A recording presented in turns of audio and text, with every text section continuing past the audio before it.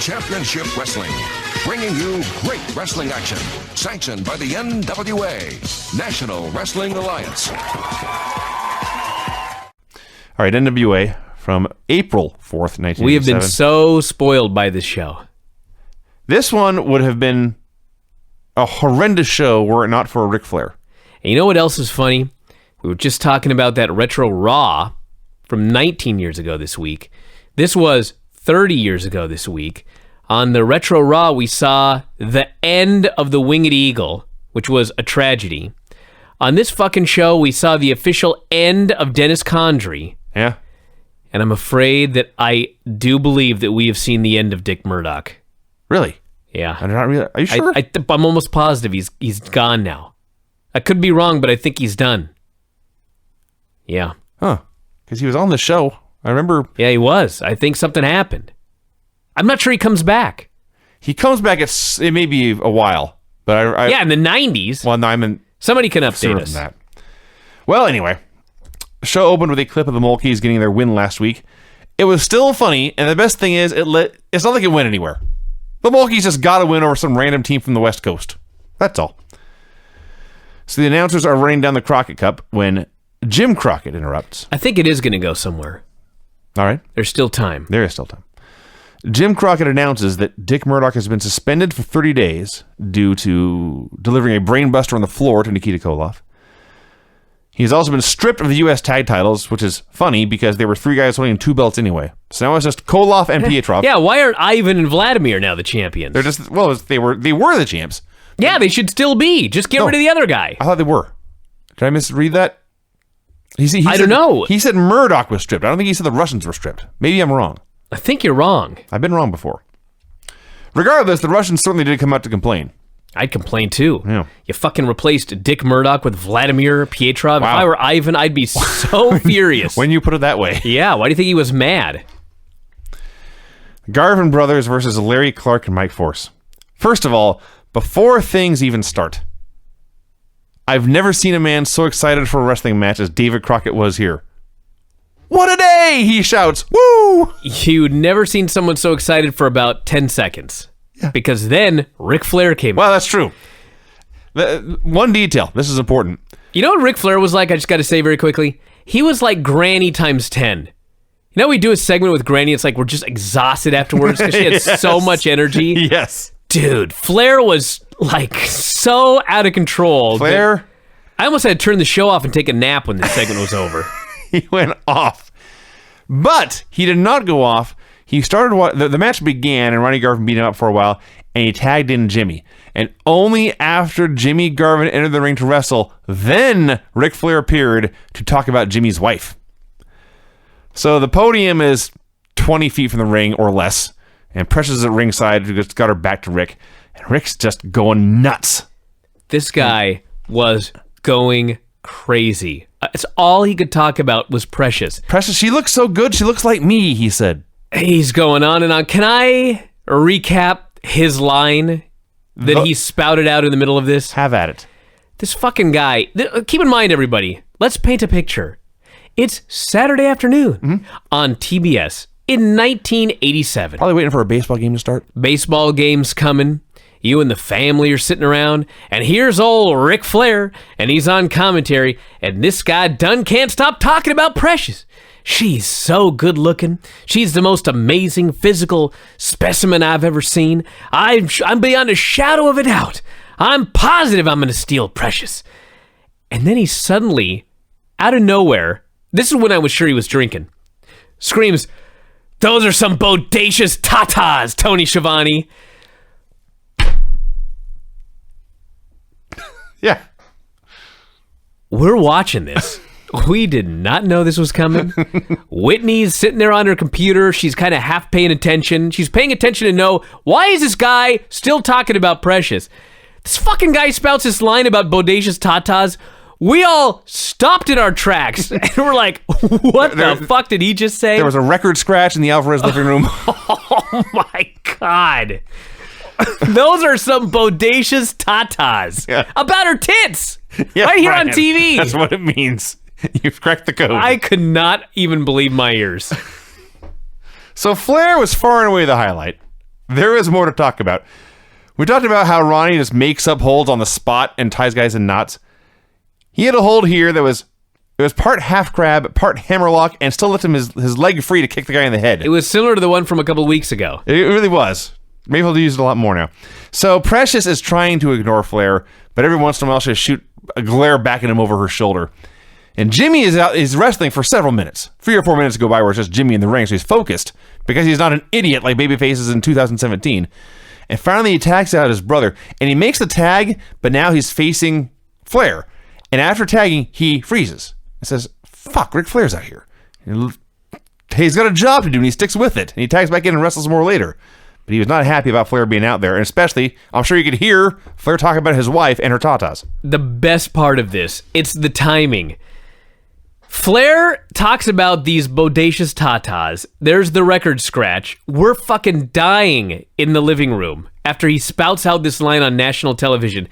And as soon as our laughter has finally begun to subside, Jimmy Garvin lifts this fucker in the air and drops him right on his head with a brainbuster, and we howled. He brainbusted him. He dropped him. Garvin dropped the guy onto his own leg. The man's head hit Garvin's thigh. This segment was absolutely astonishing. It was unbelievable. That's so I could not great. believe what happened. Oh, it was amazing. And the best thing is, the match ends, Flair leaves. He was okay running his mouth when Jimmy was occupied. But as soon as Jimmy's got some free time, he hits the road. The Rock and Roll Express came out for a promo.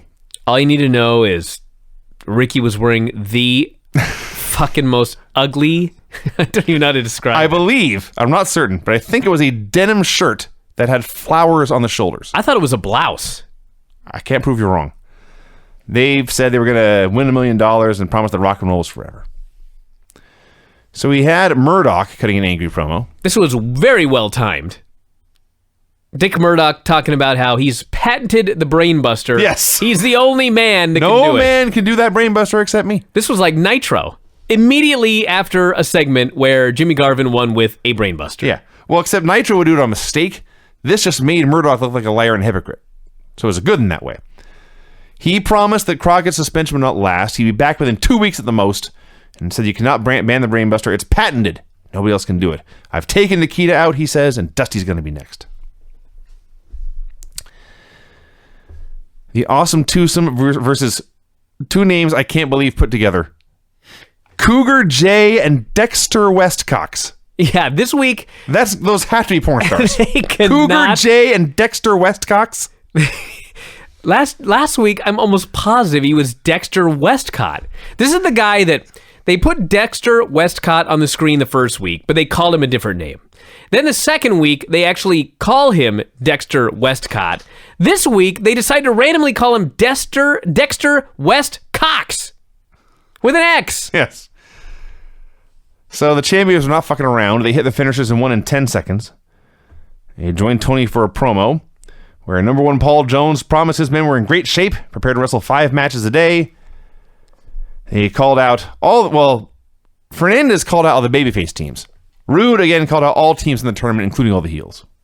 Rude was very clearly on his way to WWE at this point. He was, I swear to God, he looked 10 pounds heavier than last week on this same show. He wasn't small last week. He was enormous here. So question for the day. Is Mike Rotunda the worst promo there's ever been? I don't know if I could go that far, but... Oh my God. You know what's funny is he cut an extraordinarily bland promo. It was That's way too much credit. It was so boring. And you and I are just bearing it the whole way through. And he finally gets done, and Whitney just looks up and goes, what was so bad about that? Because, quite frankly, I mean, he just came on, and he hyped up his upcoming match. Hype is the wrong word. He talked about his upcoming match, and that he was going to win. Even that, he just listed it. Hey, listen, at least he got that right. He did not get right the name of the tournament. Several times he called it the Crockett Memorial Senior Cup. So he's teaming with Tim Horner. Oh my God, these two. He promised a card that compares to none. Well, this is absolutely awful. This Florida heavyweight title is laughable. Like the YWF Championship over there is laughing at the Florida heavyweight title. The Road Warriors versus Tommy Angel and Bill Tabb. He squashed them in a minute. He cut a promo about winning the International Tag Team Championship. And then Hawk, who was always pretty crazy anyway, he went nuts. Dude, he was as horrible as Mike Rotunda, just in a totally different way. He says while they were away, they heard everyone talk about how much they could bench. Pause for a moment. The Road Warriors are making fun of other people for bragging about doing a lot of benching. That's funny. So he says... Especially since the guy doing it was Nikita Koloff, who's a babyface. I think Lex did at some point. I'm sure Lex probably did too, yeah. Regardless, he says he's tired of hearing everyone talk about how much they can bench. He says, how much can you bench after we beat your ass? And suddenly, he's on the ground faking a seizure, talking about how much he can bench. I don't know what the hell happened here. Then Animal was very upset. Keep this in mind. He's very upset they're only the number 3 seed after winning the damn thing last year. And he asks Paul how come they're the number 3 seed. And I thought, oh, Paul's going to get an ass kicking now. Paul is fucked. But Paul talks his way out of this when he says, it doesn't matter, Animal, we're going to win anyway. Animal was satisfied with that. They left. Big Bubba Rogers versus Gary Royal. Big Bubba had the funniest fucking music I've ever heard in I can only assume. wrestling. Clearly, this is a network edit. Although I don't know what song would be appropriate for Big Bubba in 87 either. I can only assume they have run out of generic fill-in music and they needed a new song, and somebody had a Game Boy. And I mean a Game Boy from perhaps 1987 or whenever they came out. And they put a random game in there and hold that up to a mic. Because that's what this sounded like. 8-bit music. I don't even know how to describe it. It was like generic Game Boy fat guy music. We just started laughing and laughing, and the longer it played, the more we laughed. I gotta find it. Keep going. So Bubba beat this guy up. It was very slow. It was very long. He was talented and he was athletic, but boy, was he still green here. And he beat him, and he beat him, and he beat him, and he won with a Bubba Slam. So Jim Cornette then joined the announcers to make an announcement. Said he'd been having a talk with his mother, a hard talk with his mother. She sat him down, and he explained he gets to do all this. He gets to have fun in the wrestling world only because his wealthy mother, she writes all the checks, she supplies him with the talent, and she demands results. So he had told her, I'm going to make a tag team called the Midnight Express, and we're going to be on top. We're going to be world champions. And you know what? They were. They were on top for a while. But lately, they had not been so successful. They had failed to regain the World Tag Team Championships. They had failed to win the U.S. Tag Team Championships. They had failed to knock the Road Warriors out of wrestling on all those scaffold matches they did. So it was time for some changes. It was time to find the weak link. So who is the weak link? They never mentioned Condry's name. Never got him by name.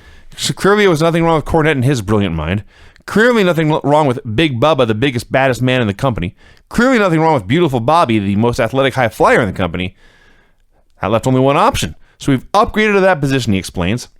We've upgraded, we're stronger than ever, and here they are, the new Midnight Express, Beautiful Bobby and Sweet Stan. Didn't even drop his last name, which made me laugh. But Sweet is Stan Lane, and he comes out in his tan, and his hair is all nice, and he's got this sequined outfit. Could not be more different from Dennis Condrey in any way. No.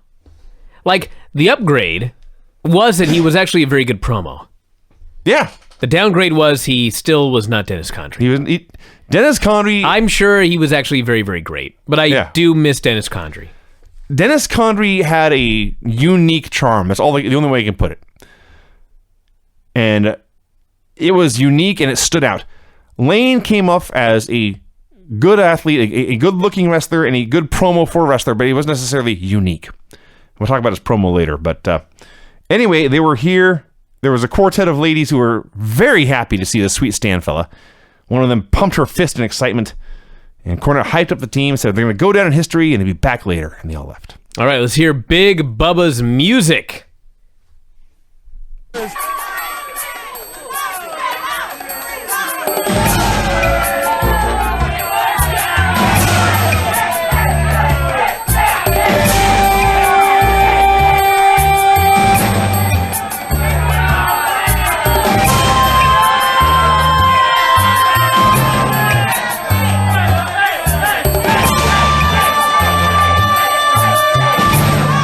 It's even better the second time. You know, we mentioned on the first of the program. It was like they were looking for, let's find People's Court music. Yeah, that's what it sounds Generic like, yes. People's Court music. Okay, that's the best description we've come up with yet. Generic People's Court music. J.J. Dillon and Tully Blanchard came out for a promo. They ran their mouths for a while. It was interesting. Dillon found I forget exactly what he said. He found a creative way of explaining that Ole Anderson was too tough for Cornette and Bubba. But they had a plan for Tully's match against Ole in Atlanta. And that would be the last step for the Crockett Cup. Lex Luger versus Italian Stallion. They had a match. Went on Boy, forever. did they. They may have had 8. They wrestled, and they wrestled, and they wrestled, and they wrestled. And when I say they wrestled, it was just Lex beating him up. And finally, Lex won with the torture rack. I can only assume... Remember when Lex would come out and do 3 moves and get blown up?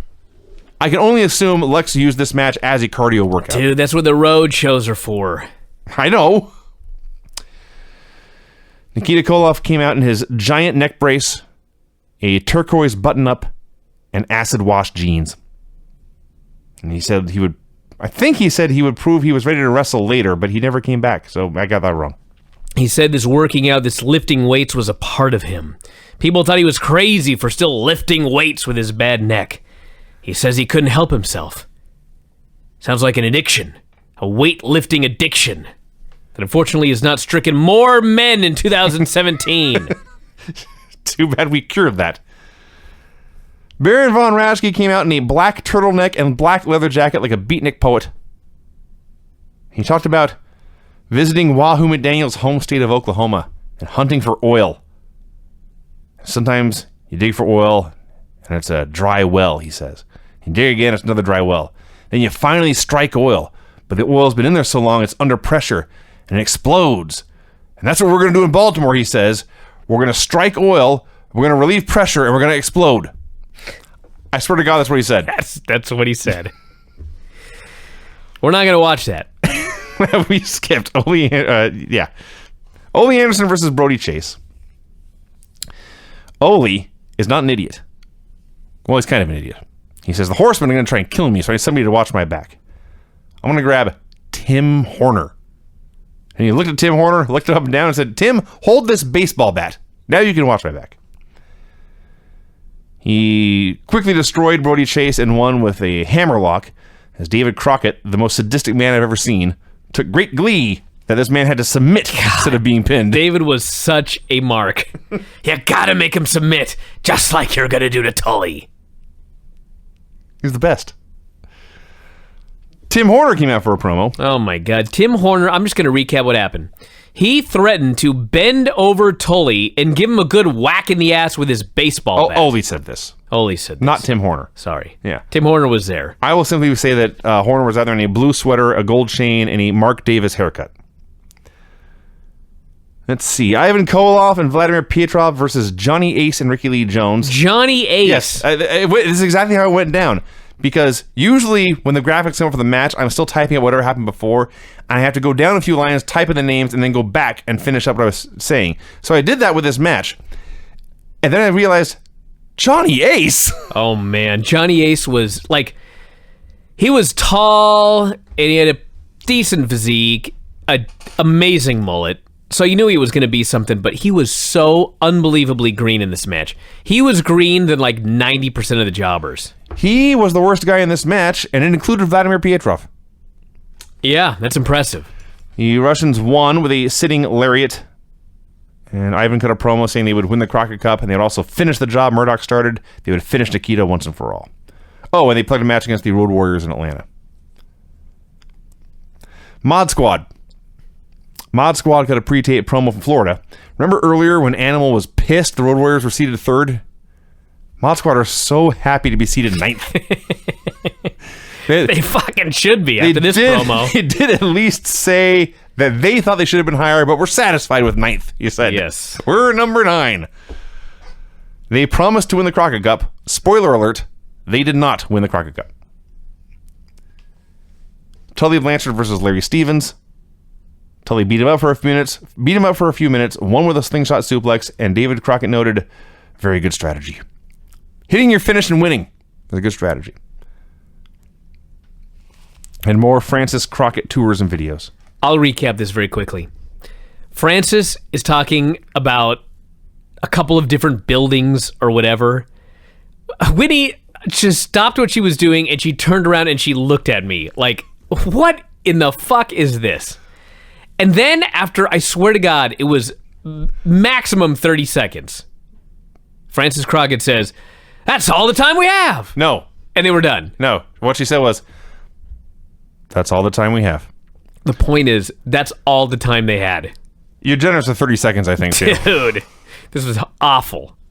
And they're all like this. Usually you've been conveniently gone when they're on TV. Yeah, I saw this one. It looked like a Say No to Drugs film from the 70s. When it comes Like, to... we're in Baltimore. There's a lot of weed here. When it comes to boring, monotone droning, Ben Stein has nothing on Francis Crockett. Watch out for these dope fiends here in Baltimore. Again, where are you getting this passion? What are you talking about? She sounded stoned. No, I'm talking about if it were a 70s video, you moron. I see. Ric Flair came out for a promo. He very briefly hyped up his Crockett Cup title defense against Barry Windham. Then he talked about another match he had coming up in Atlanta. He was defending the title against Jimmy Garvin. And more importantly, Jimmy's wife, Precious, would be there.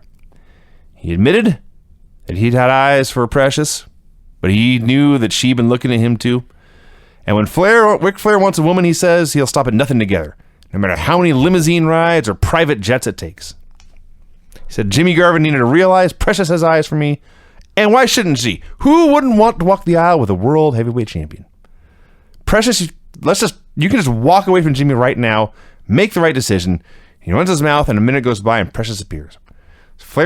He keeps rolling it on. So think of how great it sounds. Ric Flair and Precious. Precious and Ric Flair. She's as fine as any woman you'd ever seen.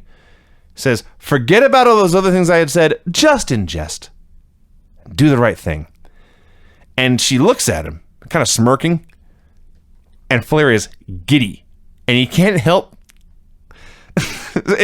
It'd be one thing if you were talking to a girl in a bar and then you walked across the bar to talk to your buddies. Flair just turns to his left. Look at her. She's looking at me right now. He's giggling. He can't believe how lucky he is. He says to Tony Schiavone, "I think that she wants to kiss me." Yeah. And he takes off his glasses and he closes his eyes and he puckers up. And of course, Precious slaps him across the face and walks away. Everybody. This didn't get the same pop as Mulkymania, but man, the crowd goes crazy. Tony Schiavone is howling with laughter. Flair at first is just... he's aghast. Flair sells this slap by jumping backwards, kicking one leg in the air, and waving both hands over his head. Yes. And for a moment, he's aghast, but then he regains his composure. A big smile comes over his face, and he says, "Oh, man, she's hot. She's got a little fight in She's her." got some fire in her." And he's certain that next time, next week, he says, next week, this is what he says. After he's been slapped in the face by this girl, he goes, "Next week, I'm going to come back, and I'm going to have a very, very expensive gift for you. It may be a fur coat. It may be a car, but I'm going to have a very, very expensive gift. And the next time you slap me, it'll be behind closed doors." This is a man on a mission. He will not be deterred. I also like when he said, because not only is he bringing a gift, he also promised to bring a couple of Space Mountain nets. I guess like references for a job interview. Here are some satisfied customers. Yeah. Yeah. So this Got to know what she's missing. This is Ric Flair's plan to woo a woman away from her husband, to show up with two other women he's boinked and cash or something. Arn Anderson versus Alan Martin. Arn won in a minute with a spinebuster and gourdbuster. And they cut a promo about the Crockett Cup where Arn is teaming with Kevin Sullivan. And Arn said, "Ole, you've turned your back on the Horseman. Now you've dragged Tim Horner into this. And Horner, you're no better. You've turned your back on Brad Armstrong. Because teaming with Ole is not going to make you very popular." And then he said, this is the best thing about Arn. Arn's like the most realistic character in wrestling ever. He says things that just make sense to common people. He explains, bringing a baseball bat into a wrestling ring is a criminal offense. But he adds, it's a criminal offense. Ole's son must be ashamed of him. But they're not going to call the cops. They're going to get horseman justice. Oh, man. It's a great promo. Which is a criminal offense, I'm sure. Whatever it is. I'm sure it is. Barry Windham comes out and very quickly says he is not concerned about anyone's girlfriend or wife. He just wants to win the world championship in Baltimore. Very, very bland person here, this Barry. But much better than Mike Rotunda. Dude, fuck, that's the lowest bar you could set, dude. Yes. Bob and Brad Armstrong versus Randy Barber and Mike Jackson. All I need to know is why it's not Bullet Bob and Mike Jackson teaming up. Mike Jackson was clearly better than Brad Armstrong here. Mike Jackson was the best guy in the match. Yeah. Bullet Bob, I'd say they were, Jackson was better. Jackson was better. Bob may have been more fun, but Jackson was better. The way the match would go, Brad would be in there doing nothing for long, boring stretches of time, and then Bob would tag in and do something fun, then quickly tag back out, and Brad would be long and boring again. Eventually, Brad won with a leg sweep. Ronnie Garvin came out for a promo. All I need to know is that he suggested that Jim Cornette write a letter to Ann Landers. Yes. So he said. Basically said Jim Cornette was lying. They didn't get rid of Condrey. Condrey quit. And then he threatened to kill him. A few times through this promo. He literally said the words, "I'm going to kill you." Yeah. He said, Ann Landers would tell you to get out of wrestling before you get killed. He never mentioned Condrey's name either, but he said he was the only smart member of your camp because he quit before he was killed. And oh, by the way, we're going to win the Crockett Cup, too. It's a very good badass promo. Dude works like a badass. I've said it before, I'll say it again. Worse men have won the World Heavyweight Championship than my main man, Ron Garvin. Barry Windham versus Chance McQuaid. Twice on this show, I think this says a lot about Barry Windham, actually. They called him Brad Armstrong on accident. They corrected themselves both times, but still. Barry won in a minute with a lariat. Midnight Express came back for another promo, and man, I know I said it earlier, but it bears repeating. Stan Lane is night and day from Dennis Condrey. Yeah. When they replaced Condrey, they didn't say, let's go find another Condrey. They said, let's find something the other side of the coin, different in every way. Yep. So he's standing there all pretty with his fancy haircut and his tan biceps, and he's shimmying back and forth and doing a little hip wiggle, and the women are loving him. And he can talk. So he explains in this promo, 24 hours ago, he'd been on the beach surrounded by beautiful women. And then Jim Cornette called and he asked, how'd you like to win $1 million? And I was so excited, he says, I dropped my baby oil. Then Cornette asked, how'd you like to beat up Jimmy Garvin? And then Liam was so excited, he dropped his pina colada. He was so excited, he slapped all 5 of those women and came running to join the Midnight Express. A lot of women slapping on the show. So Cornette flaps his gums for a while. He points out Stan Lane's outfit, by the way, much more sequenced than Jimmy Garvin's. Yes. Very important. Kevin Sullivan did a pre-tape promo. He said with $1 million, he could retire, party with anyone he wanted, and he cackled. Yeah. He said, Kevin Sullivan said, if we win the Crockett Cup, I'll be able to retire. I thought, it's $1 million. You got to split it because you got a partner. Yeah. It's 1987. It's not 1937. You've got to survive the rest of your life on $500,000. Suffice to say, he did not. Yeah. Let's see. Tim Horner beat Thunderfoot #1 with the O'Connor roll. He was so lazy he didn't even bridge back with it this week. And then Jimmy Garvin and Precious came out for a promo. And I won't say Jimmy was on a scale of on the percentage scale of goofy to badass. Usually he's 100% goofy, or at least in the high 90s.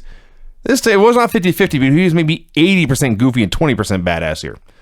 Because he did explain he could not believe. Flair knew where he stood, he said, with my squeeze, with my woman. But Flair, clearly you don't know where you stand with me. I can't believe you'd have the audacity to make a move on my woman while I'm in the building. And every man at home knows what I'm talking about. Every man out there watching TV, if a man tried to come and take your woman, you wouldn't let him get away with it. Not if he was 20 feet tall and 1,000 pounds. Yeah. Which is actually a pretty skinny guy when you think about it. You know, sometimes you've got to cut a serious promo. Mm-hmm. Some fucking guy was messing with your wife. Mm-hmm. Your squeeze. Yeah. Ain't no time for comedy, jumping around in your sequin robe. You got to lay down the law. But yet, it was not so far. He can be even more badass next week. There's still some goofiness here. He didn't think Flair was that bad or that dangerous. Not even a champion. He's just an obnoxious individual who gets to carry a belt around because he's got a bunch of goons watching his back. He dropped a bunch of cities where they'd be wrestling in, and that was the end of the show. which would have been terrible if not for Ric Flair.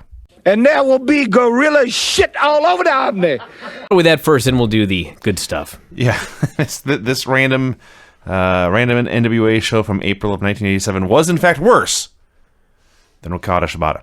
You know, I think part of it actually was that the first night of the Crockett Cup had just ended, and the second night was taking place that evening. Yeah. So they're always at their best when they're building up future storylines, future angles, future matches.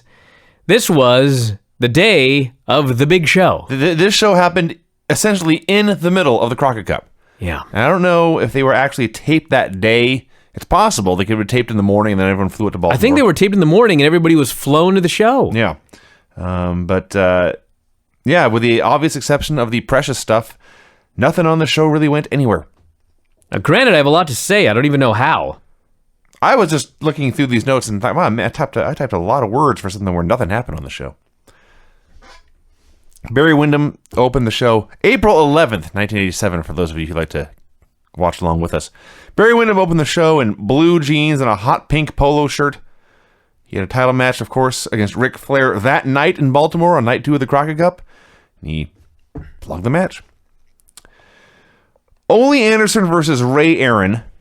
We did get off to an exciting start. So the theme of this show, at least the first half hour or so, was who can beat up the fattest, palest guy? Ole went first here with Ray Aaron. I took one look at Ray Aaron and his gut and his... Let's think about this, everybody. Vinny was disgusted by this man's appearance. His gut and his white skin and his flab and his dingy gray gear. And I looked at him, and this is going to sound horrible, but I'm going to say it anyway. The first thing I thought about this guy was, no way he's current on his child support payments. Oh! Not a chance in hell. Wow! So he had to... Man. He was so desperate for money, he had to come on TV with perhaps a couple of hours' notice. Oh, yeah, I'm sure he made plenty of money for his child support payments with this fucking match. Got his ass kicked by Ole Anderson for a while. If this dude made $25, he was way overpaid. I'm not kidding. You think this guy was paid more than $25 for this? It's impossible. Oh my God. Have we ever seen him before? I don't recall the name Ray Aaron. I feel like I would have buried him before. Yeah. So he must be new. Well, now's your chance. He wore gray tights. Like, there are 3 colors you should never wear. You should never, and this is mostly, and it's for anybody, even if you've got a great physique. I don't need to see Lex Luger in long, flesh-colored trunks. Nobody should wear that. Yeah. Nobody should wear white spandex. That's abundantly clear. I realize that we made fun of Chris Hero for a long time, but let's be fair. Nobody can pull that off. Nobody should be wearing skin-tight white spandex. Hear, hear. And furthermore, no one should wear gray. Because now you look like a naked dead body. It's the absolute worst. He was fat. He was white. He was jiggly. He was just hideous. And Ole killed him very quickly. Yes, he hit a diving knee to the shoulder, which they showed in super slow-mo, and he clobbered the guy with this. And then tapped him out with an armbar. Then we had... first we had a Road Warriors promo. This is awesome, because they go to commercial and they come back, and the camera fades up, and there's the Road Warriors and Tony Schiavone and Paul Ellering. And the first thing Hawk does is he does the gimmick where he, finger quotes, flexes his neck and the collar pops off. He's wearing a spiked collar and it kind of swings his neck to the side and it pops off. So then Animal starts talking. They zoom in on Animal. Animal is just listing all the cities they're going to be in and all the asses they're going to kick around the country that week. Then they go back to a 2-shot, and the collar is now magically back on Hawk's neck, and he snaps it off a second time. That's very, very... He's got a very powerful and magnetic neck. Yes. That must be it. So he explains they have been sent down to Earth by the Lord Almighty himself. Yeah, God has told them to wipe out all the heels. Yes. I was fixing to just write a tirade, and then I realized, you know what? If it's the Old Testament Lord, I believe this. Oh, sure. This makes sense. He needs him to strike down These are some all these bad guys in wrestling. terrifying archangels here. Pestilence must be spread among the horsemen, which is ironic, in fact. Jim Cornette comes out for a promo. basically repeated everything he said. Repeated everything he said last week. He said all he had to do was keep Mama Cornette happy because she was the one who funded his pro wrestling stable and let him have fun. As long as they kept her happy, the money would keep rolling in, and they get great matches with the Minute Express of Beautiful Bobby and Sweet Stan. So, let's see. We had a fan with the biggest 1980s hair of all time. We had Stan taking off his robe. Is it just me, or do you think they piped in squeals? I don't know. There's a lot of crowd reaction when Stan took off his robe, and there's a lot of good-looking men on this show. He's in the group, but he got the biggest reaction from the ladies by far. You know, when Stan Lane debuted, one of the reasons that he worked out so great, number one, he was a great worker, but he was the anti-Dennis Condrey. Absolutely. Dennis Condrey is one of the ugliest guys you've ever seen, which was awesome, by the way. That's not a negative. That's a positive. Yes. Sweet Stan was the total opposite. Good-looking guy, mullet, kind of looked like... He was not as jacked as Lex Luger, but he kind of looked like Luger from the back. He was a very pretty man. He had in all aspects. V-taper, as they say in bodybuilding. Yep. That's one of the reasons that it worked. When you try to replace somebody with somebody that's too much like them, it draws too many comparisons. Yes. Now, this is the wrong week to talk about this because people are so angry and they hate Roman Reigns, but one of the problems when they first tried to push Roman Reigns as the next guy was he had all that stupid dialogue, and they tried to make him John Cena. Giant mistake. Giant disaster. Funny thing now is, he's totally not like John Cena. If you look at John Cena now and Roman Reigns, the only thing they got in common is one guy, and they're both cheered and booed simultaneously. But their promos are totally different. I mean, they kind of work the same because everybody works the same, but at least now Roman Reigns is not like exactly like John Cena. He's a different guy. John Cena is essentially a grown man who acts like a little boy, and Roman Reigns is a grown man who just acts like a badass. Sure. Yeah. At least that's different. Yes. He's not talking about fucking beanstalks anymore. Or suffering succotash. Now, another modern comparison, Teddy Long is here as referee. Teddy, 30 years ago, looked older then than he does now. He is a real-life Benjamin Button. Yeah, he's going the other way. It's crazy. It is astounding. So, let's see. Talked about Stan, talked about Teddy. They did my new favorite spot of all time. And it actually took me like 5 minutes to really figure out what had happened.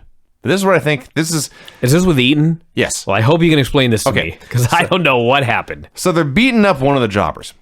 And Eaton grabs a headlock. And he drags the guy to a corner for a tag, but he drags him to his own corner. And everyone kind of looks at each other. And Eaton looks across the ring. And they're in the jobber corner. And Eaton says, tag out. And not like he's calling a spot. Like he's telling the guy what to do in a fight. So the fresh guy comes in. The fresh guy starts throwing punches. And the part that made it so great was Eaton just throws up his hands and says, stop. And the guy was so intimidated, he obeyed. Bobby Eaton talked his way out of a 2-on-1 beating. Yes. That's exactly what happened. It was awesome. Bobby Eaton, the last 2 months now, he had that one match with the jobber where like he couldn't think of anything else to do with the guy, and so Cornette was giving him advice on the outside, and he just went on forever. Now there's this one where he literally was in the corner with two guys. They both were about to double team him, and he said, hold on a minute. Let me tag. And they did. They did. It was great. I fucking have never seen anything like this in my life. Now, like I've seen the thing where they throw the guy into the corner and they have him tag his buddy so they could beat that guy's ass. Yeah. I see it all the time. But never have I seen a guy trapped in the corner and talk his way out of the corner. Yes. And the heels, or not even the heels, just the other guys, willingly letting him go tag. Yes, we'll give you a chance to regroup here after you've been kicking your ass for 5 minutes. So it took me 5 minutes or so to really figure out what happened. Here's my theory. He was looking for Dennis. This was his first match on TV without Dennis Conte as a tag team partner. So he grabbed a headlock, he looked at Stan and says, that's not Dennis. So he goes to the other corner and realizes that's not Dennis either. And I thought, well, I'm here, you guys may as well tag out and I'll go tag my other guy. See, I had another theory. I had a theory that he was in there with Tommy fucking Angel. He ended up in the corner and he was just like, get out of this ring. That's also possible. And then the other guy got in the ring and he was like, no, I'm done. I don't want you in the ring either. I thought he was going to walk out like Dennis Condrey. Dennis had the right And in idea. the middle of this match, he was just done with this business. That's what I thought happened. But then they won and he continued on. This was something to see. It was awesome. So Stan Lane looked very good here, but he looked like a good, polished pro wrestler, and there was a unique charm that Dennis Condrey had that Stan Lane does not have, at least in this first match. Yeah, it was ugly in every way. It was great. Condrey, yes. So they had a squash match. Lane won with a super kick. They replayed the Flair Precious angle from last week, including Flair's promise to show up with 2 Space Mountain nets and a gift for Precious. He delivered on this promise, as we would soon see. Yes, he did. Arn Anderson versus Zane Smith. Another Anderson versus a fat, white, jiggly jobber. Yeah. And that appeared to be the contest this week, and Arn took way too long to beat this guy, claiming, of course, this was all a message to Ole. And eventually he won with a gourd buster. So during this match, Tony said, "There are rumors tonight." And I was just waiting for him to talk about social media or Twitter or something. And as he's talking about these rumors, it suddenly hit me like, where are these rumors circulating? I couldn't wait to find out what he was going to say. Because I thought, what is circulation in 1987? There was no internet. Were people calling each other on the landline telephone long distance and paying big money for these rumors? Finally, he announces that the rumors are circulating on the floor of the arena. Oh. Fans they're mumbling that maybe tonight Magnum TA is going to be at the Crockett Cup. He didn't make a big deal out of it. He just threw it out there. Maybe they were already sold out, I don't know. But in fact, this was the night that Magnum showed up and walked to the ring to congratulate the winners of the Crockett Cup. Nice. You'll never guess who won the Crockett Cup. Actually, I will. It may have been the guy booking. Dude. Like, as we'll get to, Magnum's on this show still in a fucking neck brace. Nikita. Yeah. Still in a neck brace. I was just thinking, can you imagine if WWE ran a tournament in 2017 and it was like Triple H and his partner, I don't even know who, and his partner had a serious injury, including a neck brace, and they ran through every main event, I mean real main event teams. Oh, yeah. Not like the fucking Shining Stars No. and the Ascension. I'm talking, take every main eventer on Raw and SmackDown, put them in a tournament, and Hunter and his teammate with a goddamn neck brace on go through and win the entire thing. Do you know the reaction that would receive in 2017? And they did it in 1987. Dusty and Nikita in a neck brace won this fucking tournament. Against all the best teams in the world. Oh my God. You can see the wheels shaking on this wagon right here. So, Arn and JJ cut a promo, and Arn says as a child and a young man, he looked up to Ole like a god, put him on a pedestal. And Ole told him, if you work hard at your craft, maybe one day you'll be able to fight with me. And so Arn spent years in the gym, building his body, years in the ring, polishing a craft, taking all of that, combined it with the knowledge of the Four Horsemen, and now he's more dangerous than ever. Again, they say Ole has brought poor Tim Horner into this. Tim made the terrible decision to push aside all his friends to team with Ole. And even though they had a baseball bat, there were still 2 of them and 4 horsemen, and 4 is greater than 2. My favorite line was he talked about how he looked at Ole and Gene like they were gods. But now he's not that 5-year-old kid anymore. He's a grown man. In fact, he says, overgrown. Overgrown. It's like, God, this guy's great. Yes, he was. They got his whole story. I just love, he's there talking about the history of the Andersons. He's talking all the way back to Gene and Lars. I mean, this is a history they're telling from 20 years ago. Oh, yeah. And they just kept it up. It just moves on. Yep. Yeah. Road Warriors versus Randy Barber and Thunderfoot number 2. Why does Thunderfoot number 2 always wrestle first and Thunderfoot number 1 always wrestle second? I don't know why you have Thunderfoot 1 and 2 and Bill and Randy Mulkey, and almost never do you see these 2 obvious pairs in tag matches. I want to know why his name is Thunderfoot. Is he an expert at kicking? Is he a great dancer? I think- What the fuck does this mean? In the 2 years or so we've been watching this show, I think one time a Thunderfoot tried to use a loaded boot, Ah, that's right. Now I remember. which does seem like a But no, but giveaway. they never tried again. Yeah. Well, it didn't work. They should be practicing that in Back the to the gym. drawing board. So Randy Barber was the third fat, flabby guy on the show in 4 matches. Hawk pressed him over his head, and Barber just starts making guttural noises. He's screaming in fear. Yeah. Hey, you know what? I was making fun of him for doing this until I saw what Hawk did to him next. Then I realized he was right. I don't know what Hawk's plan was when he lifted the guy, but when he had him over his head, he decided, I'm going to throw him off into space. Maybe he'll land on the ropes. Maybe he'll land on his feet. That's not my problem. Well, he landed on the ropes all right with his fucking face. Landed on the ropes with his face. And if you've ever seen the Road Warriors DVD, they pretty much admit that for most of these 1980 squash matches, Hawk was in fact high out of his mind. Good to know, as he's pressing men over his head and throwing them around, and somehow it's really miraculous nobody was killed. Eventually, Animal pinned Barber with a clothesline. Then we had by far the best thing on this show. Actually, there's 2 parts to this. This is the first part of by far the best thing. The Horsemen come out. There's all 4 of them. There's JJ, so it's 5 dudes. And there are, as promised, 2 Space Mountainettes. I got to talk a little bit about this first. Last week, Ric Flair promised that he was going to come out this week with Space Mountainettes. Now, a lot of times on this show, people talk a lot of shit. But in fact, Flair came out here with 2 Space Mountainettes. And to his credit, one in particular, these chicks, for 1987 Space Mountainettes, if the one in the pink rode Space Mountain, I have more respect for Ric Flair than ever, which is really saying something. He's out there with these 2 girls, and the Horsemen are out there. Now, Flair's busy cutting a promo, so everybody's got to be busy with something else. He's talking. So you've got Flair, you've got Arn, you got Tully, you got Lex, and of course you got JJ.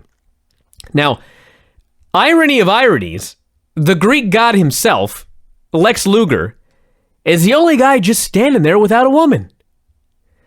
Tully's got his hands all over the one in the pink. This fucker. This bastard. And Arn's got his hands all over the other one.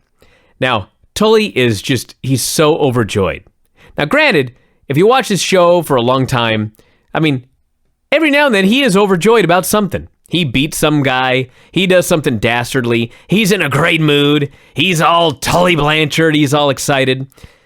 I have never, in all of the years I've been watching pro wrestling, I've watched every single Nitro there's ever been. I've watched at least 2 years now of this NWA World Championship. I've seen a lot of Arn Anderson. I've never seen this man as happy as he was in this segment right here. And keep in mind, everything else he did on the show, he was grumpy. We just saw him Arn 10 minutes Anderson. ago being all furious and angry. He was furious and angry in his promo. He was furious and angry in his match. But my God, he had a Space Mountaineette here, fucking grinning from ear to ear. You never seen anything like this. It was amazing. And poor Lex, the one guy without a woman, in this whole scenario here, just standing awkwardly in the back with a sheepish grin. It's amazing how this world works. So Flair introduces them. As noted, they're in pastel t-shirts. As noted, the one in pink was, they should have signed her to do something. Giant blonde hair because it's the 1980s. Too much makeup, partly because it's the 1980s. The pastel t-shirts I mentioned, and the tight white shorts pulled up to their waist. Just amazing. So these women, by the way, they're as happy as Arn. Oh, yeah. They're excited to be there. They are so happy that there's going to be some crazy orgy tonight. Am I wrong You're not in wrong, any way? But it was just slightly more subtle than that. What are you talking about? Oh, They're Space Mountainettes. It was not. No one ever said the words orgy. No, they didn't have to. It was fucking patently obvious. Yes. So, yeah, they were down for whatever the Horsemen wanted to do. They were having the time of their lives. These women were not... They were not victims. They were willing participants. They were not objects. This is a win for them as well. So Flair goes on his spiel, and the women are just bouncing back and forth from horseman to horseman. And Flair revealed that he does in fact have a gift for Precious. In fact, 2 of them. The first was a t-shirt that reads Space Mountainette on the front and I want to ride Space Mountain on the back. So Precious comes out, tempted apparently by this shirt. Should add, by the way, her boobs are falling out of her top almost as well. So Flair says... Can't be shown up by these mountanettes. No, she was not. So Flair says, I have a gift for you as well. He steps off stage for a moment and comes back with a full-length fur coat. I just love the idea that Flair simultaneously got her a shirt that you could make for $5 at a kiosk at the mall and a $15,000 fur coat. That's right. There's no in between with Rick. No. So he made some comment about Wheel of Fortune, like she could spin his wheels and she's hotter than Vanna White. And he put the coat on her, and she liked this coat, no doubt. She liked the way it felt. She liked the way it looked on her. She showed it off to the camera, did a full runway walk and spin, and then she just, without saying anything or making any kind of expression, she just walked off stage. Flair was giddy. He said this was his cue. Ladies, take care of the horseman. And he turned and he walked where Precious had walked, and the horseman just left. And there's Tony. Did I mention that the Flair had the Mountainets kiss Tony? Oh, yeah. And he was deeply shamed. He blushed right there on TV. Yeah, he knew he was taking a beating when he got home. And his wife was watching. Well, he was also blushing here because for like a minute they had to decide, are we going to go to the next match or go to commercial? And finally go to the next match. Now, before we go to the next match, there was one other thing I got to mention here. And that is that in the middle of this promo, Ric Flair made a reference to Vanna White, the letter turner on Wheel of Fortune. Could you have imagined in 1987 that Vanna White would still be doing the same job That is a in solid point. Yes. 2017? Keep in mind, the new breed, as I will talk about here in a moment, their gimmick was that they were from the distant future. Oh, yeah. 2002. Oh, yeah. We're talking 2017. It's 15 years later. 15 years 15 after. years after the new breed went back in time. That's right. She was still the letter turner on Wheel of Fortune. It's amazing. She's had a remarkable career. It's amazing. And made a lot of money. Yeah, good for her. Yeah, absolutely. So, Baron Von Raschke versus Brody Chase. This is where the show fell off a cliff. Oh, yeah, nothing. Well, there's one more good angle, but yeah.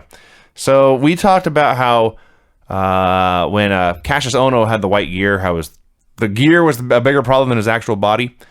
Baron Von Raschke was a badass and an athlete, but he was not a bodybuilder. He did not have the tightest body you ever saw. But I've been watching Russell bare-chested for years now on this show. He comes out here in a singlet, and somehow the singlet made him look flabbier. Not sure how that worked. He had a boring match. At least it wasn't white or gray or skin colored. So all true. I can't be that mad. He had a boring match. It was not good. They went with the claw. Only thing of note here is Baron Von Raschke, before the claw, proceeded to goose step around the ring, and everybody cheered. They cheered the goose stepping. Ivan Koloff and Vladimir Pietrov cut a promo. I liked it for the first 18 minutes. Yes. And it got old. He clarified something that you and I were confused about last week. All 3 of them have in fact been stripped of the U.S. titles due to Dick Murdoch's suspension. So he's really pissed, Ivan is, and he says, I have been on the telephone with Dick Murdoch, and he is very upset these days, he explains. These days. Yes. He'd been in a great mood a couple of weeks ago. Yeah. So he promised revenge on the superpowers.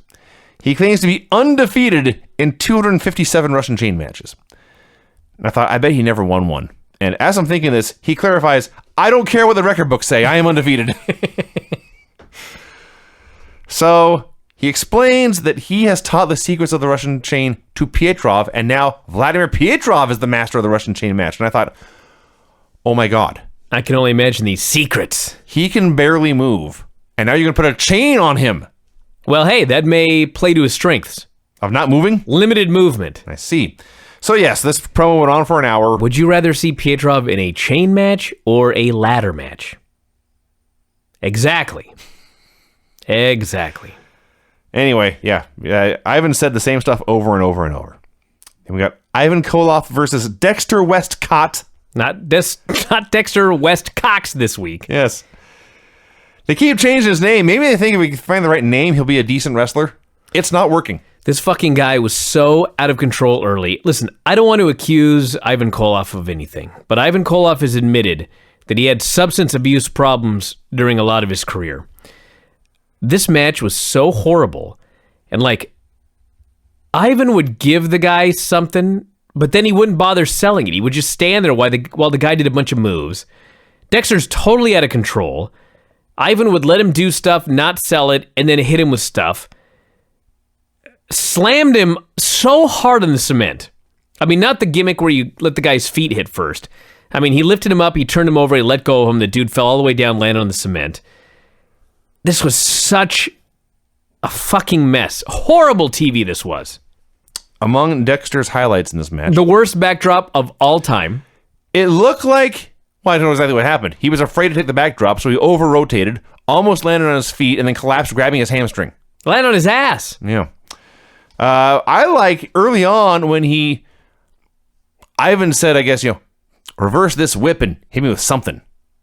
So Dexter reverses a whip into the corner and he charges, but like along the way, he realizes he has no idea what he's going to do when he hits Ivan. So he just stops running. And that was when Ivan grabbed him and slammed him on the floor. I figured Ivan was pissed at him. I never had a match this bad, but I do know that when I first started wrestling Buddy, he would give me the office, so to speak, and I was afraid to do anything. I was like, what if I do something and like he gets mad? Like, what if he doesn't want to take a suplex and he gives me the office and I want to give him a suplex? So I was always very, very tentative. I did not, however, build up a head of steam, run towards him, and then just stop. Among when Ivan gave him the office, Westcott hit a horrendous monkey flip. And he goes up top, and he's going to do a top rope splash. I guess he didn't know if Ivan was going to get the knees up or not, or maybe he just sucked, but he landed on his feet, came to a complete stop, and then threw his body across Ivan's knees. Finally, this went on for a while. This went through a break. Finally, Ivan's had enough. He takes him to the corner and does the one-man gang call this move the 747, but you got the geek standing in the corner, you go to the top rope, you grab his face, and you jump off and drive his face in the mat. This is a work, and Ivan fell with him, but then let him go, and Dexter still nearly broke his own neck driving his face into this mat. Dexter may have surpassed Vladimir Pietrov as the worst wrestler I've ever seen. I think we determined that last week. He's definitely better than Pietrov now. Worse. Or worse, thank you. That's important to clarify. He's much worse than Vladimir Pietrov now. So, Ivan won. This was among the bottom 1% of matches I have seen in my life, and there's more to say about it. Because you see, the next match was Jimmy Garvin versus Thunderfoot number 1. They went to commercial. They come back. The screen fades up from black. There's a wrestling ring and there's graphics that say Jimmy Garvin versus Thunderfoot number 1. And behind the graphics, you can see they are still trying to scrape Westcott's carcass off the mat. Oh, my God. So Precious came out with Jimmy. She was still wearing the fur coat. Here is everything I wrote about this match. Jimmy won with a brainbuster. It was Flair Steamboat compared to the other crap on this show. That's about right. Yeah. So then Garvin and Precious joined Tony for a promo. Jimmy says he's so lucky to be there with a beautiful woman like Precious. He loves her very much. And they kissed, and all the women cheered. Man, the place went nuts for that kiss. This is where this promo, it really hit me. Why turns were so great in the 1980s. Between this and Ole Anderson, neither character changed. Ole was the same angry, mean bastard he's always been. Jimmy is still a flamboyant showman, but they both found something in their characters, their personalities, and their gimmicks. They found something that people can relate to. Ole is a mean, angry bastard, but you know what? He loves his son. Jimmy is a big, pretty boy showboat, but you know what? He is loyal and committed to the woman he loves. They're still the same people. They're just highlighting an aspect that the fans can relate to and endorse and enjoy. It was awesome. And then Jimmy fires up. demands to know who Flair thought he was. Says, Flair, you are world champion. You're entitled to fancy cars. You're entitled to millions of dollars, but you are not man enough to take my woman. And boy, the women in the crowd loved that. So eventually... Well, he also made the point before the Horsemen came out that he said, Flair, you've said a lot of things. You're a liar. But there's one thing you said that is true. And that is that Baby Doll is going to be walking to the ring with the world champion. Because I am going to beat you, and I will be the world champion. Yeah, it's Precious. We'll walk into the ring with the world champion. Did I say Baby Doll? Yeah. Whatever happened to her? I don't know. She'll be back. They got Space Mountainets. I guess. So Flair and the Horsemen come out to confront Jimmy. Flair is upset. Obviously, whatever he planned to do with Precious when she walked off the fur coat didn't go his way. And it's a big stare down between Flair and Jimmy for their title match. I think they said it's in Atlanta. It's signed. The match is going to happen. And out come, because there's 4 horsemen, out come Dusty and Nikita and Ronnie Garvin. And I thought, oh, cool. They're there to watch Jimmy's back. Little did I know how naive I can be. What happened was Dusty comes out, tells Jimmy, go ahead and take Precious and get out of here. Jimmy leaves. And suddenly Dusty's the one getting in Flair's face, tapping him back down. Yep. Yes. All about Dusty Rhodes. Everything. And that was when I suddenly realized this fucking guy and his buddy with a broken neck are about to win this tournament. Yes. That night. I just couldn't even believe it. I mean, I could, but I couldn't.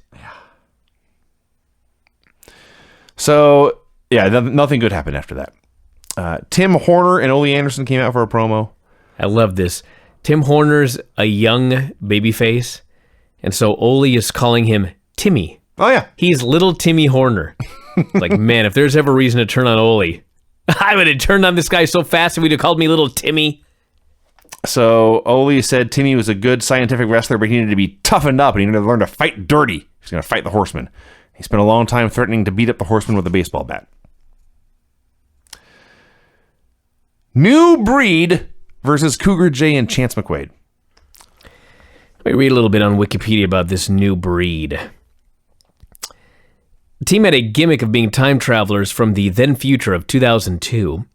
Their theme song was You Gotta Fight for Your Right to Party by the Beastie Boys.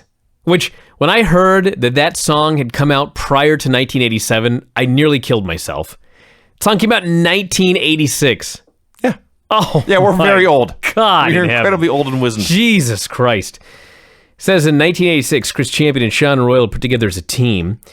The gimmick had them claiming to be from the future, specifically the year 2002. They often refer to Dusty Rhodes as Mr. President. Oh, can you believe it? They also believe that Lasertron was a real robot, since robots were supposedly common where they came from. They constantly referred to the flux capacitor, their fictional time conduit from Back to the Future, made many references to robot toys, referring to Lasertron as one of the Go-Bots, and using Transformers references like Cybertron and showing their loyalty to the Decepticons. Now, they were heels. They were questionably heels. By the way, didn't they say at the beginning of this show that there was going to be a special feature on Lasertron? Did they? Did I miss that? I swear to God they said that. They certainly didn't air. They may have said it. Yeah. So, what was ironic about them was their gimmick was that they were from 2002. But when you looked at like their physiques and their gear and the colors, they actually were like from 1992. pretty much, actually. It was weird. They had the Bosworth mullet with the shaved sides and the colors in the hair. Honest to God, if they would have said they were from the year 1992, I would have been like, man, this is crazy. That's proof of time travel right there. They had tights, but the tights had like Zuba's pattern on them. Now, I started watching NWA late in 1987. I was not watching yet, so I don't think I ever actually saw the New Breed wrestle. I was aware of their ridiculous gimmick, but I thought they were baby faces. They were total heels here. They were bad-mouthing the guys as they beat them up, begging off on the rare occasions they were selling. They did do some high flying. Yeah, generally, they did cool moves. Which was not from the future. They did a slingshot splash where one guy slingshot the other guy in and the guy had a giant splash. It looked really cool. I loved when one of them goes up to the top rope. Oh, God. And there's a dude on the outside. Forgot about that. He gets up there on the top rope. He's squatting down. He gets ready to stand up. He stands up. He kind of loses his balance. He goes back down. He stands up again. He raises his arms. He looks around. And I'm like, looks like he's setting up for like a flip dive or a... There's no way he's doing a shooting star press, but he's got to be doing something crazy because it's taken forever for him to do this move. And then he steps off and does a double sledge. Yeah, the axe handle. It's like, wow. Yeah, you had the exact same reaction I did. Cool move, dude. I thought, is he going to do a top rope plancha in this studio before a dozen fans? Nope. He jumped off and landed on his feet and fell down. So eventually they won with a suplex dropkick combo. And sadly, they did not cut a promo, so we did not get to see Tony's reaction to when they claimed to be from 2002. I wrote the same thing. Sadly, no interview. I was so sad. I can't Maybe wait. next week. We've come back I hope they talk like robots. 15 years in the past, and we've done so to wrestle. Yeah. So their goal. Think about all the things they'll tell Tony about. Clinton, Oh. the scandal, 9/11, The internet. the internet, the fucking Prodigy's wrestling section. There's so much they could tell him about. But first, they have to wrestle. They'd have to wrestle first. Lex Luger and J.J. Dillon came out for a promo. When Lex cut promos in 1987, he had a speech pattern. He was trying very hard to do a thoughtful, Four Horsemen, intelligent promo. It was very distinctive. It sucked. He'd say a few words. He'd pause as if in thought. He'd talk a little more. Kept going and going like that. No You're inflection. killing me here. Well, Lex killed me. It was horrible. He said that he himself versus Nikita Koloff would be a dream match, like in any other sport, and that was that. It was awful. Tully Blanchard versus Alan Martin. Tully beat him up for a while and won with a slingshot suplex. Do you have anything to add? I love Tully. This was boring as hell. Ron Garvin versus Bill Tab. I love Ron Garvin. This was boring as hell. This was worse. This was where I decided, no wonder everyone was so mad he became champion. Yes. Get this fucker off my TV. He took Bill Tab down. He put him in a wacky hold. He slapped him. He let him go. He did all of this 18 times in a row and eventually won with a knockout punch. And the best part is the fans, first off, they didn't lose interest in the match. I don't even know how. There must have been nothing going on in 1987. They're encouraging him. They're like, beat him up, Ronnie. Let's go, Ronnie. I'm like, does this man really need encouragement in this fucking squash with Bill Tab for 45 fucking minutes? It's horrible. Nikita came out for a promo in his neck brace. Oh, yeah. He said he would be losing the neck brace soon, hopefully in a couple of hours. Well, thank God. It's like Seth Rollins. Yeah. No doctor would clear him for months until the next week that he was cleared. Wasn't it the next day? No, it was WrestleMania. Yeah. Yeah. Okay, well, no doctor would clear him for Mania, but then he wrestled on Raw just fine. No, the storyline on Raw, the Raw before Mania, they said no doctor will clear this man for months. I see. Yeah. And 6 days later, he wrestled. And then he was wrestling regularly. Yes. So, yes. Yeah. Anyway, Nikita Koloff said he had much competition for his title. He listed a bunch of heels. And Tony asks, what about Lex Luger? Nikita says, Lex Luger has no pride or else he would not be in the Horsemen. But I do have pride. And Lex wants to be champion, but I am champion. And he wasn't wrong. We had Lex Luger versus Larry Clark. This is the only thing I got to say about this match. So, when you're learning how to wrestle, it's always good to be in there with someone who is much better than you. Sure. They help you learn. Mm-hmm. But you know what? There's also something to the idea that it's good to be in there with someone who is much worse than you because you're learning how to have a good match with somebody who's no good. You're trying to learn how to carry a match. You're trying to learn how to work to someone's strengths. So, if you have someone better than you, it's good. If you have someone worse than you, it's good. Unfortunately for Luger, a lot of these jobbers were just as horrible as he was, and so nothing was happening. Nobody was learning shit, and they were bad. This match was horrible. The highlights were the fans. The one in the beginning who shouted, Nikita's gonna get you, boy. It's exactly what happened. And the one at the end who said, steroids. Oh, man. That's what the fans said. Don't get mad at me. Dylan and Blanchard cut a promo. Tully said Ole had claimed that Blanchard would be nothing but the TV title. And that wasn't true, but he did admit there would be a void in his life without this championship. Talked about the confidence he had in himself to put up his own money in case anyone beat him. Said he was the best in the world for 25 minutes. That's exactly what he said. Dared Ole to come take his title and go ahead and bring your buddy because it'll still be 4-on-2 with a bat. Tim Horner versus Mike Force in what, in hindsight, was the main event of this show. Let's go, T-Yum. Let's go. Clap, clap. Let's go, T-Yum. Clap, let's go. They did a bunch of arm bars. Usually in my notes I will say this went on for a while. Here I wrote this sucked for a while, and Horner won with the O'Connor roll. Flair came out for one more promo. Says that coat that Precious is now wearing had cost him $15,000. But that $15,000 meant nothing in the life of a world champion. I'm going to drop that tonight in the bar after the Crockett Cup, he says. I'm sure that's absolutely true. I'm sure he tried. What he could not tolerate was Precious walking away from him. That was the problem. Now, he did like her playing hard to get. He was not interested in any one-night affairs. He wanted a long-term chase. So he said the first step in winning her would be wiping out the competition of her husband. And here you made this comment about Cornette last week, but it's still true. It's okay to be funny and silly and wacky and goofy, but when it's time to talk about the match itself, you better be a badass. And Flair says, put all the fun and games aside. They call me Slick Rick. Call me Space Mountain. The most important thing they call me is champ. I am the best wrestler in the world, Jimmy Garvin. I'm going to prove it against you in Atlanta. I'm going to take you out once and for all, and then I'm going to fuck your wife. That's what he said. Not his exact words, but that is definitely what he implied. Yeah. I did like when he claimed that he doesn't like his women easy. He's never like that one-night stand stuff. He was lying. Like, I know you're a heel, but that's a big lie, Rick. I mean, come on. Every week on TV, you give your hotel room number. So, yeah. I want to mention one other thing. Perhaps I need to apologize to Mike Force. A couple of weeks ago, I cut such a promo on Mike Force. It's like, if this fucking guy came into my territory, called himself Mike Force, man, what a beating he'd get. And he came out here as Mike Force, and there's Ole at ringside with a bat, and I was like, man, Ole's going to beat the shit out of this guy with this bat. I just know it. And his name is Mike Force. Well, turns out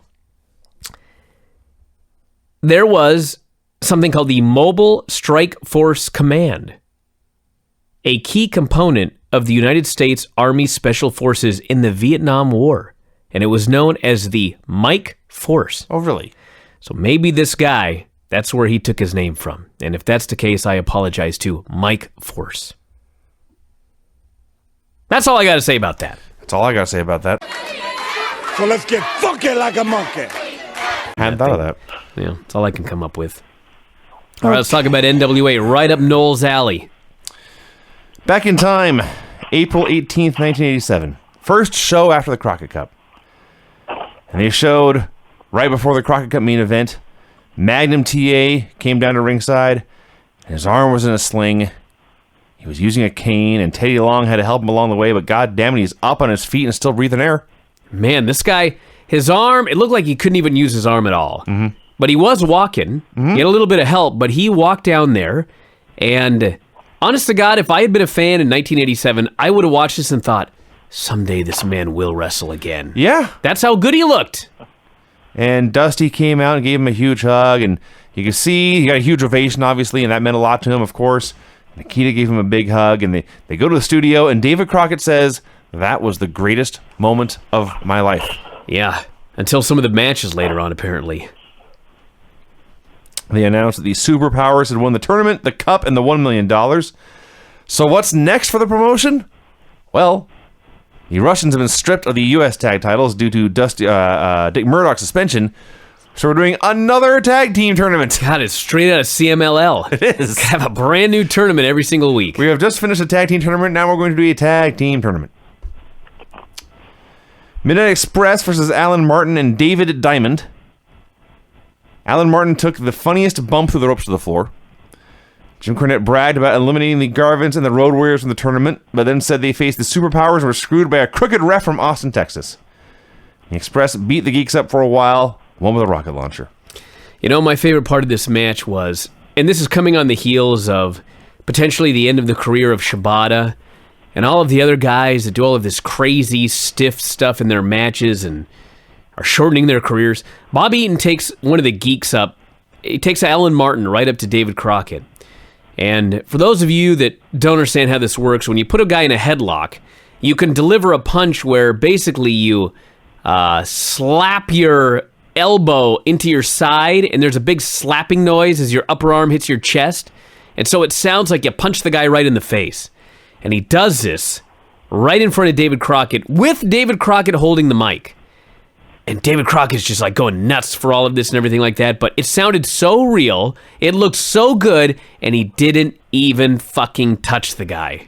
It was so great. Mentioned that Bob Eaton's really good at his job. Turns out, yes. Turns out he's pretty fucking good. Noel, what do you think of this?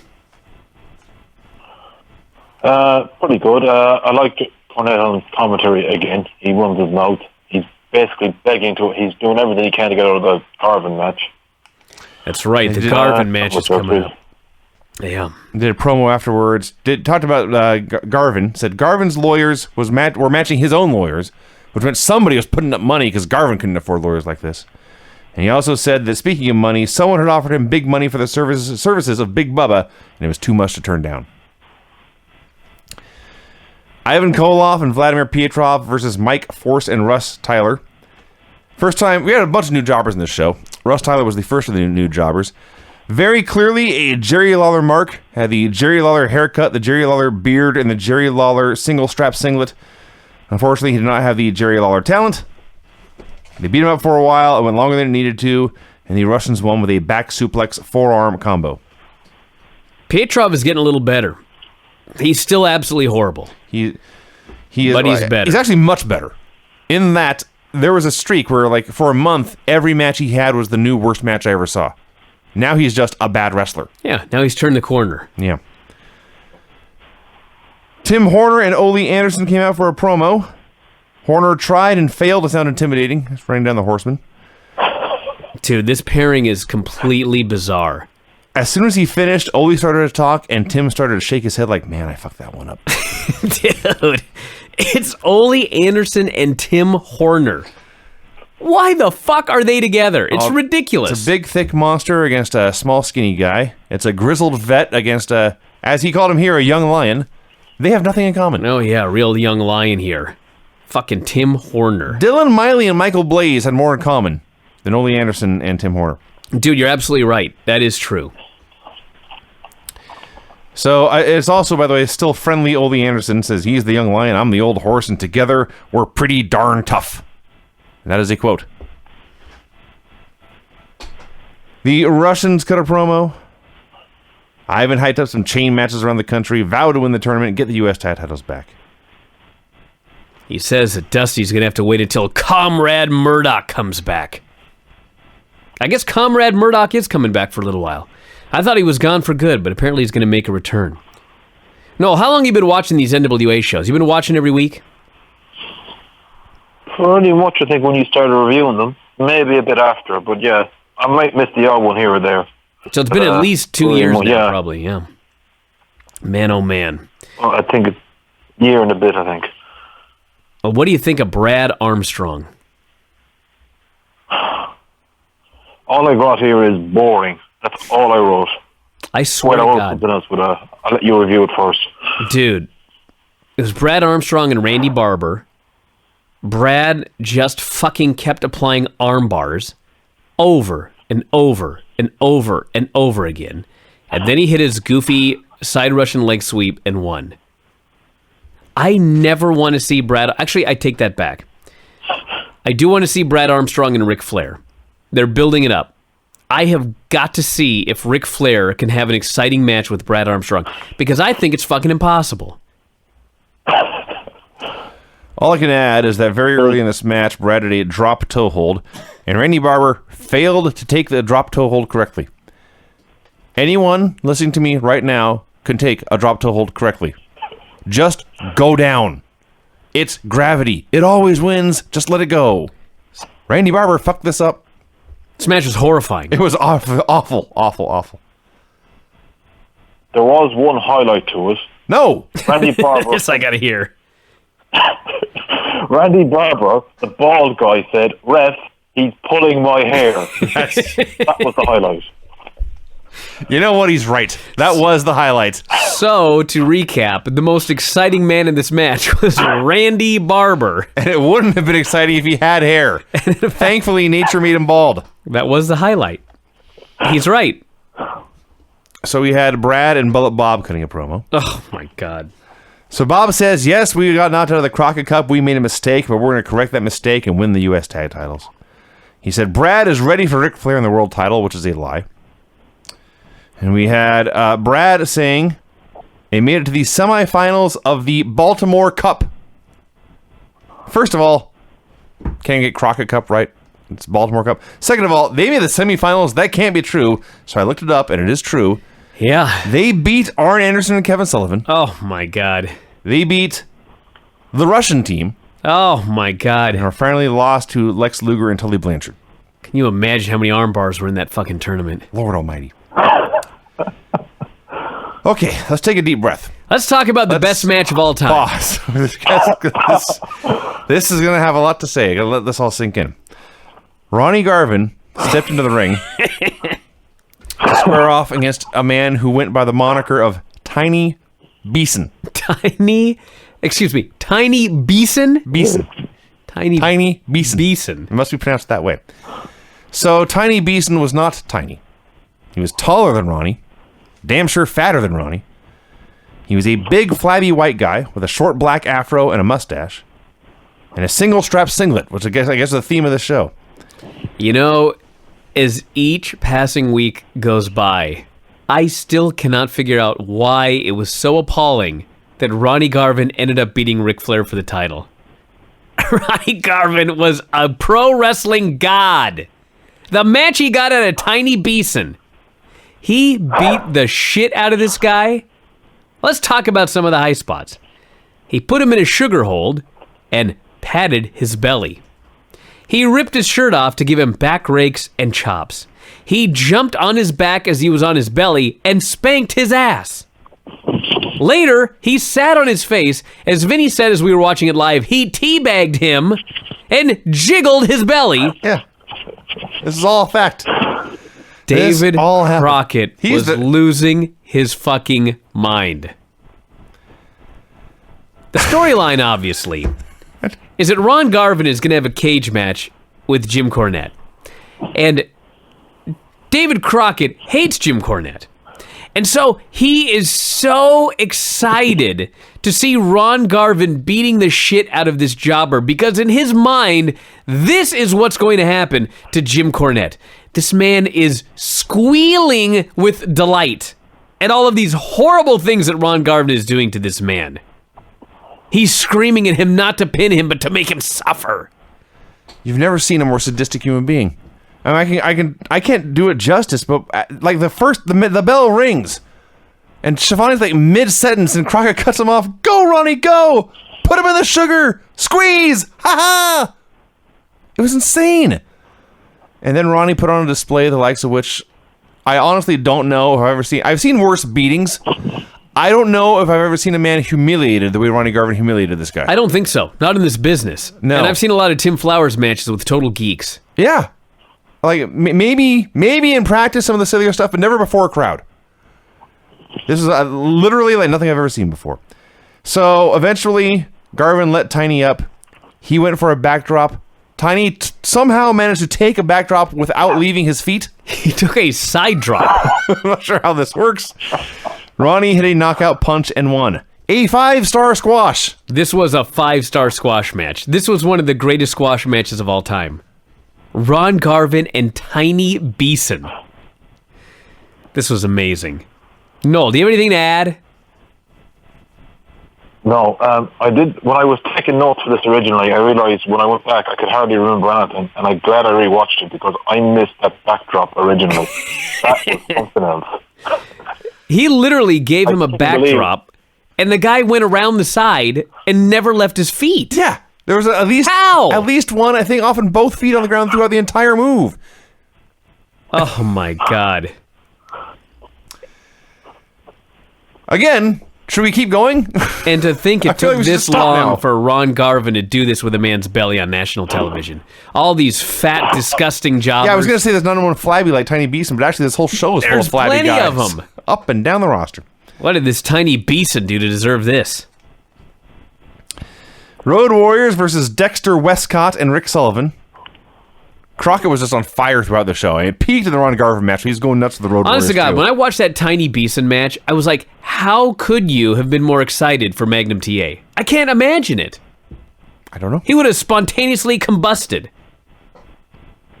So the Roadies killed these geeks. They won with the Doomsday Device. They cut a promo. It was in Daytona, an 8-man tag. The Horsemen against the Road Warriors and the Superpowers, who were the two winners of the Crockett Cups. And Hawk outright said it is the biggest match of all time. That is a lie. Lex Luger versus Larry Clark was boring, and Lex won with the torture rack. Anyone have more to say? No. Oh, the Luger match. Yes. Sorry. I zoned out there a second. So did I watching this match, actually. We So. all did. The highlight was when Luger was posing, someone from the crowd said, "You ain't Hulk Hogan," while he was posing. Wow. I missed that. We'll get to it later, but there was a sign at the Crockett Cup that it said Hulkamania, and Hulk was crossed out and Mulkey was written in. Oh. What a great follow-up to that, by the way. Yeah, well, yeah. Let's see. So JJ and Lex cut a promo. So the Crockett Cup was a tremendous event. The Superpowers won, but that moment is gone. The Cup's going to sit in the corner for a year collecting dust. It's time to move on. And Nikita Koloff, yes, he is getting soft. And that $1 million payoff is going to make him even more soft. And Lex is going to take advantage and take his title. And Lex, who, by the way, he's no longer blown up after his 2-minute squashes, so that's good. I did love in this promo that J.J. Dillon tried to spin the fact that Nikita won $500,000 as a negative. That's pretty impressive. He's the getting fucking Horseman. Yeah. Well, that's true. Yeah. That actually is true. He tried to spin it like this man's win was a negative for him. So Lex said he always got money, cars, houses, everything he wanted, and now he wants Nikita's U.S. title. God, I cannot find anything on Tiny Beeson. I've been looking everywhere. Probably never wrestled again. Probably ashamed. Man, oh man. It's too bad. New Breed versus Chance McQuaid and Larry Stevens. Here we go. First of all, I'm pretty sure the New Breed actually came out to Fight for Your Right to Party by Yes, they did. the Beastie Boys. Yep. They've taken that out, that rap rock hybrid song, and given them this funky New Jack swing music. I expect Bobby Brown to come out dancing. It's the New Breed instead. Hey, I said it last week, I'll say it again. They look like a team from the future. The only thing they were missing was kick pads. They had 90s colors, Yeah. 90s gear, But like 90s haircuts. 5 years in the weird. future, not 15. Yeah, it was baffling. They're perfectly fine wrestlers. They had a fun little match here. Crockett said they were a mix of the Road Warriors, the Rock and Roll Express, and the Midnight Express. Oh, yeah? Wow. And then they went with a Rockerplex. So I guess the Midnight Rockers are in there too. Then it was time for the promo. This was a goddamn terrible promo. So Sean Royal, I believe, is one with the taller one with the short hair. Looks a little like Lance, actually. I believe he went first. He began, and I think I'm the only person in the world who figured out what he was trying to do. He was trying to do an impression of Hawk. That's what I got. Okay. At first, I thought this was just a terrible promo, and it was a terrible promo. Well, it was, but then I realized he started, and the funny thing was, he started doing an impersonation of Hawk, and it was hideous. Yeah. And then he just started being himself, and it was worse. I think what happened was his impression of Hawk died such a death. He just gave up. He stopped trying. He was embarrassed. He was totally off his game. He mumbled something about the Rock and Roll Express and Jimmy Valiant and Lasertron. And thankfully, Sean Royal was there to save the day. And Royal's all fired up. Says, "We have come from the year 2002. We fired up the flux capacitor to 1.21 gigawatts. We've come back to save wrestling." How ironic that they were sent back from the year 2002 to try to save wrestling. Yes. To save wrestling before it's too late, he said. That was crazy. They run down the Rock and Roll Express, and he says, we're going to teach you all about the rock and roll of 2002. So we're going to teach them all about Nickelback and Linkin Park and Puddle of Mud and Creed. Well, you know what? They were from the future because if you think about all of those 80s hair bands, in 2002, they cut their hair off. They did. And these That's guys true. did talk about how they didn't like the rock and roll's long hair. They did. They said their hair was like girls. That's These fucking guys really were from the future. what they said. I need to do an investigation because this is kind of creepy. Also, when I realized Nickelback was a thing now for 15 years, I felt very old. You are very old. Noel, anything to add to this? Noel was 10, by the way, His name is- 15 years ago. Oh, Christ. Yeah. What was I going to say? Who was the first guy with a champion? It was Chris Champion. Chris Champion was the one that cut the promo second. Vinny screwed that up. That was beyond... Oh, it was terrible. He had to be told his promo. I watched this with headphones on, and you can hear the other guy telling him his promo. Really? To say a race. Yeah. You can hear him, like he's saying, Bucky's like Father Time, and then the guy goes to him, erasing from time itself. He completely forgot his line. How about that? Yeah, these guys were horrible. Like, without- Brian is right. I got them confused. Yeah, Vinny, Sean Royal cut the horrible promo. Chris Champion cut the good promo. that's right. If you want to call it a good promo. I don't much know if I better. go that far. It was better. His was better than the first one. I'll have to go back and watch that. He was feeding him lines. That's awesome. He Are fed we- him the from time itself line. Because I could hear it with headphones on. You couldn't hear it, because when I rewatched it, I could barely hear anything without headphones on. Now, are we sure they didn't have a cell phone from 2002 that was on speaker? Is that possible? Maybe. Fucking new breed. Ole Anderson and Tim Horner won against Bill Tabb and Vernon Deaton. Horner is the student in the teacher-student thing, so he won with Ole's own moves, the diving knee to the shoulder and the arm bar. Well, you know, it's been a month now, and so it is now very clear to me that Ole was very capable of being a strong babyface, but he was way better off as a gruff heel. That's fair. I'm losing interest in Ole by the week, as he is the babyface mentor to fucking Tim Horner. Let's see. Nikita cut a promo.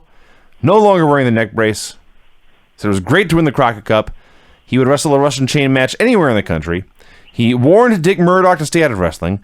He said he was the U.S. champion, which meant Lex had to beat him, not the other way around. Ric Flair comes out for a promo. He says Jimmy Garvin is precious in hiding. She is no longer available to Flair. This means Jimmy has to be eliminated. He runs down the Road Warriors, says they're going to win the 8-man tag. Why, you ask? Because it's in Daytona Beach. It's horseman country. Oh, It's beaches, it's nightclubs, it's pretty women. So of course they're going to win. Then he says, he's talking about world champion and money. He steps aside from the podium so we can all see his robe and says, if you want a robe like this, fellas, you can get one for about $10,500. not 10,000. Not $11,000. No. $10,500. Yeah, there's an extra 500 for the big R on the back or something. Yes, that's what being the name is 500. Yes. Yeah. That's what being world champion is all about. You know, I got to say, they cut to a bunch of women in the crowd, and some of them were very good looking. And when you think about how many people actually fit into the studio, it was a pretty good ratio. Good point. Yeah. Yeah. No, they actually cut the women throughout the show for whenever any above average attractive wrestler, Stan Lane, Luger, a bunch of them. The only one they seemed to really go crazy for was Ric Flair. Shocking, I know. Arn Anderson versus Italian Stallion. Stallion was like the best jobber they had, so Arn did not make him look like a total geek. Sold for him for a minute, then beat him up, put him away, went with a gourd buster, and then Arn cut a great promo. God damn, this was an awesome promo. Arn's so awesome. Calls out Barry Windham. Barry's big, tall, good-looking. He's been all over the world. He beat him up north, out west, and down south. And he came to Jim Crockett Promotions to face the best, and that meant facing the Four Horsemen. And now people were saying Barry was the top contender to the world title, which is funny because this was coming off a title match that Barry did not win. But he said, Barry, if you are the top contender to the world championship, that means you're better than me. Talks about how intensely he is trained. Says he's not a pretty boy. He's bones have been chipped, or his teeth have been chipped, his bones have been broken. But he trains harder than anyone else, because when you wrestle the competition he has, you have to train better than anyone else. And Barry, if you think you're better than me, you're going to have to prove it. Arn was great. Arn was awesome. Big fan of Arn. We had Ric Flair versus Brody Chase. Oh, man. Now, last time we had Ric Flair versus a random jobber on the show, it was Mike, can't remember his name now. It's like Mike Smith or Mike Jones, Mike Davis. That was Mike Jackson. Mike Jackson. Yeah. Thank you. And randomly, Flair said, I'm just going to have a 3+ star 20-minute match with this guy on TV. I actually expected him to do the same thing here, but Brody Chase is not Mike Jackson. No. So Flair did what a champion should do against Brody Chase. He chopped him bloody, made him look like a fool, and won with his finish in 3 minutes. Man, this Ric Flair, he got a good match out of this guy, Brody Chase. He got a good squash match out of a guy. Mm-hmm. You know how impressive that is? I was not bored for 1 second watching this match. No. That's the key. Destroyed his chest with chops, just beat the absolute hell out of him. No, what do you make of this? It was completely lifeless. It wasn't that. I didn't think it was that great. All I got mainly was there was women showing, and Flair probably left with them. He may have left with all of them. That's a safe bet. So, okay, next we had, this. A Crockett Cup highlight video. Oh, my God. No joke. This was one of the worst highlight videos I ever saw. Just mostly still shots, and when there was action, there'd be like a guy running to the ropes, and the other guy would hold out his arm to do a hip toss, and then they just cut away. Yeah. I had no idea what was happening. Maybe it was better if we would know what the actual music was for this video. I doubt whatever it. they edited in was not very exciting. That's true, but I kind of doubt it because they never showed any finishes. They just showed Team A, they showed Team B. I can't even say they showed highlights or high spots. They just showed motion. But it never meant anything. Just random pictures of guys I didn't recognize from promotions I didn't know. And then eventually Dusty and Nikita won. I say all the time, any 10-year-old with an iPad can make a better video. That is not, in fact, only marginally because the technology has advanced in 30 years. And now any kid with an iPad can literally make a video. But any kid with an iPad can make a video because they would know, they would have a better instinct for what makes good film and exciting cinema. Yeah, I was not blown away by these clips of the Baltimore Cup, as it was called. Had Lasertron versus Daryl Dalton. Dalton was hideous. His gear was even worse than Lasertron's, if you can imagine such a thing. Laser won with the flying cross chop, and then, as you noted, an Americana for the pin. Yeah, he pinned him with an Americana, which you can do, you know. Sure. Yeah. And then Jimmy Valiant cut a promo on behalf of Lasertron. He said Lasertron was a good person who loved people and loved little chillins. He rambled for a while about new music and old music and said the new breed would not last 5 seconds. And then he kissed a screaming Tony Schiavone who was desperately trying to throw it the break. Dude, he raped him is what he did. Tony was trying so hard to get away, and he was screaming, and then he was accosted. That's what happened here. I couldn't believe watching this promo that it is seriously going to be the new breed versus Lasertron and Jimmy Valiant. What? No. Why the fuck is Lasertron hanging out with Jimmy Valiant? I mean, I know why in storyline. Little chillins. I know why in storyline, but this is preposterous. Yes. Jimmy Garvin versus Billy Moore. Hey, Noel, what year were you born?